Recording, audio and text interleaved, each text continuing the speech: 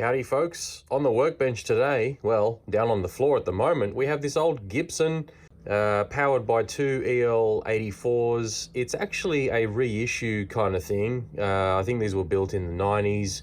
Customer said he never ever used it. It sat in storage in England for years, and it came here because it's making some crackling noises. We're gonna have a look at it. I'm gonna suspect because it's been sitting in storage for about 30 years, the electrolytic capacitors in the power section have probably dried up. But let's have a look and turn it on, see what it's doing. Maybe it's red plating, who knows? Let's find out. So just laying it down on the floor here, we can see the chassis is at the back down the bottom. I plugged it into power. I've got it on my Variac here. What we're gonna do is just take this back panel off so we can have a look at the tubes.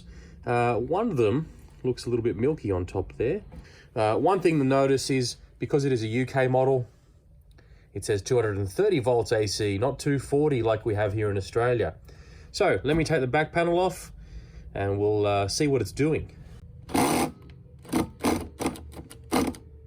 Oh, don't you love it when your drill battery goes flat? Both batteries are flat. We're gonna have to undo this the old-fashioned way. Be right back. And the big reveal, da da da da. Alrighty. A little bit of rust on the chassis. Yeah, that tube looks dead to me. Wow, there's no getter on there at all. The getter is this shiny sort of mirror finish on top.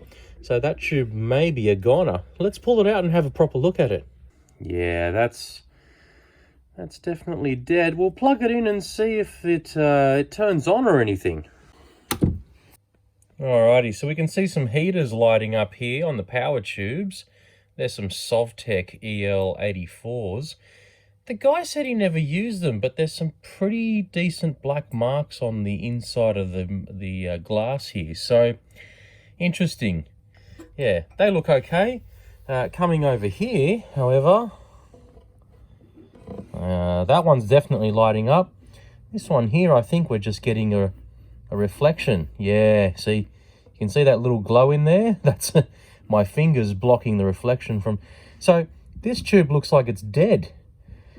Let's replace it.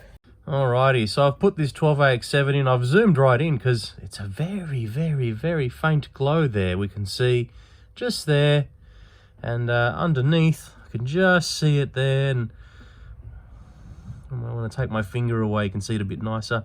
There we go. So I'm putting my hand here on purpose because when I move it away, you can see the glow of the tube next to it. Right there, that disappears when I put my finger in the way. So it is glowing, it is working. So let's see what the amp sounds like when I flick it on. Well, the amp is on. We've got it running at full power. I can't hear a single sound at all. Doctor, are you sure it's on? I can't hear a thing. It's whisper quiet. Let's plug a guitar in and see what happens.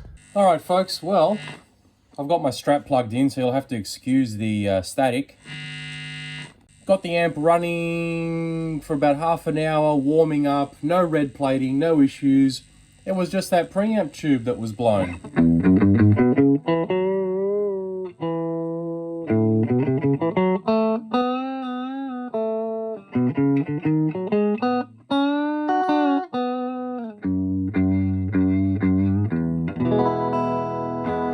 That's 15 watts, hey.